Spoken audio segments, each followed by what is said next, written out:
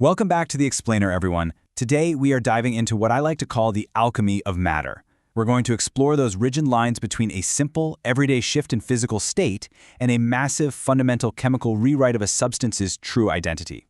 You see, it all really comes down to this one fundamental question. When matter shifts right in front of your eyes, is it just putting on a new physical disguise, or is it literally taking on a completely new chemical identity? Look closely at the world around you, because everything, and I mean everything you see, is subject to these exact two types of transformations. Today, we're going to unpack exactly how you can spot the difference. Here's our quick agenda for this explainer. First up, matter in constant transformation. Second, physical changes and shifting form. Third, chemical changes and new substances. Fourth, real-world reactions like corrosion. And finally, number 5, becoming a change investigator. All right, let's jump right into Section 1, Matter in Constant Transformation. You know, the universe is practically never static. The matter all around us, it is constantly changing. But as investigators, we really have to look past the obvious to figure out if a change is merely cosmetic, like just altering its physical appearance, or if a really profound transformation has happened down at the molecular level, actually turning the matter into a completely different substance. And that gives us two totally diverging paths. On one hand, we've got physical changes, which is just a shift in form, where the original properties are strictly preserved. But on the other side, we have chemical changes, and that is the creation of an entirely new substance. This is the absolute core distinction we are going to be exploring today. Moving right along to Section 2, Physical Changes and Shifting Form. Okay, so the absolute crucial point to remember here, preservation. You can alter a material's shape, smash it, stretch it, or even mix it up in a giant pile with something else, but its underlying chemical fingerprint remains entirely untouched. To really picture this, let's set up a quick virtual lab.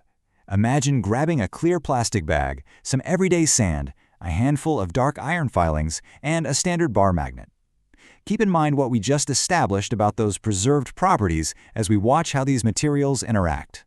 So you put the sand and the iron filings in the bag, seal it up, and mix it around. Visually, they blend into this single, speckled, messy mixture, right? But if you take that bar magnet and run it right over the outside of the bag, boom! You can easily pull the iron right back out and away from the sand. The fascinating takeaway here is that neither material compromised its original identity. The iron was still highly attracted to the magnet, and the sand completely ignored it. The form of the matter definitely changed when they were mixed together, but their distinct chemical properties survived completely intact. That, right there, is the hallmark of a physical change. All right, let's step back into the lab for Section 3, Chemical Changes and New Substances. Now, with chemical changes, we're looking for something totally different. We are talking about the creation of something completely alien to the original materials we started with. When a true chemical change happens, we aren't just moving things around or mashing them into a new shape. We are actually witnessing the birth of a brand new substance that has completely different properties from its parent materials. Let's look at a classic, super visual example. For this one, we just need an effervescent antacid tablet, a glass beaker, and some regular water. Think about the very specific properties of that dry, solid tablet and the clear, liquid water right before they meet. The second that solid tablet hits the liquid, wow, we witness an immediate, incredibly dynamic reaction. We aren't just getting a wet, soggy powder at the bottom of the glass, we are getting rapid, vigorous bubbling occurring all throughout the beaker. This is way beyond a simple mixture. Those bubbles, that is our smoking gun. I mean, think about it. That gas wasn't hiding inside the dry tablet, and it definitely wasn't in the water. It is visual, undeniable proof that a brand new chemical identity has been born, meaning a chemical change has for sure taken place. Which brings us to Section 4, Real-World Reactions, specifically focusing on corrosion. Corrosion is honestly a prime example of these chemical changes happening out in the real world, where the environment itself basically acts as a giant beaker. When metals are just left out in the elements, they don't sit there statically. They are constantly reacting with the oxygen, the moisture, and all the surrounding stuff in the air. And the environment completely dictates the speed of this chemistry. High humidity acts as a massive catalyst for rapid metal corrosion, whereas super dry desert climates essentially starve the reaction. That's exactly why vintage automobiles and massive metal structures located out in the desert can literally survive for decades completely intact. To put that into perspective, imagine you've got two identical, bright, shiny metallic iron chains. If you leave one of them outdoors in a really humid climate, it'll undergo a major chemical change within just a few months.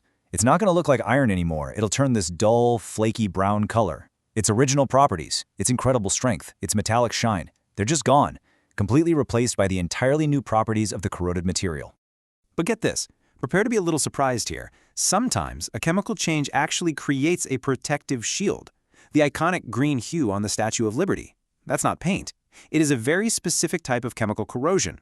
But unlike that iron chain that just flakes away into dust, this green layer actually protects the underlying copper from taking any further environmental damage. It is quite literally a chemical change that serves as a suit of armor.